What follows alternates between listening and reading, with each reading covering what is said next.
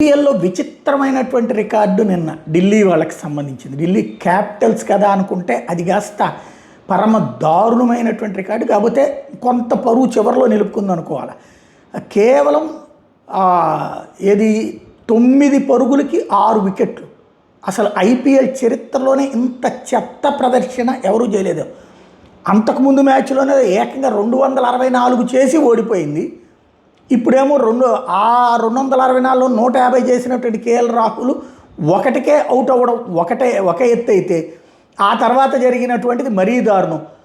షాహిల్ పరాక్ వచ్చేటప్పటికి 1 దగ్గర, కేఎల్ రాహుల్ 2 దగ్గర, ఇది 0 పరుగులకి 1 వికెట్ షాహిల్ పరాక్, 2 పరుగులకి 2వ వికెట్గా కేఎల్ రాహుల్, 2 పరుగులకే 3వ వికెట్గా సమీర్ రిజ్వీ, అలాగే 7 పరుగులకి 4వ వికెట్గా ట్రిస్టాన్ స్టబ్స్, అట్లాగే 7 పరుగులకే 5వ వికెట్గా అక్షర్ పటేల్, అలాగే 8 పరుగులకి నితీష్ రాణా.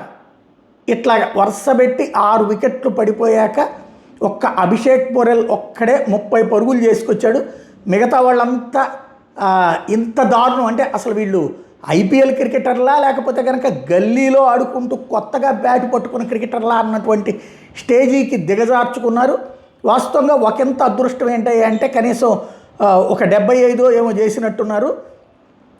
ఇంతకుముందు ఉన్నటువంటి చెత్త రికార్డులు ఉన్నాయి. 49 పరుగులు ఆర్సీబీ వర్సెస్ కేకేఆర్, అట్లాగే 58 పరుగులు అప్పట్లో రాజస్థాన్ రాయల్స్ వర్సెస్ ఆర్సీబీ, అట్లాగే 59 పరుగులే చేసింది ఆర్ఆర్ వర్సెస్ ఆర్సీబీ, 66 పరుగులు చేసింది Delhi Daredevils versus Mumbai Indians, అట్లాగే 67 పరుగులే చేసింది పంజాబ్ కింగ్స్ వర్సెస్ ఆర్సీబీ.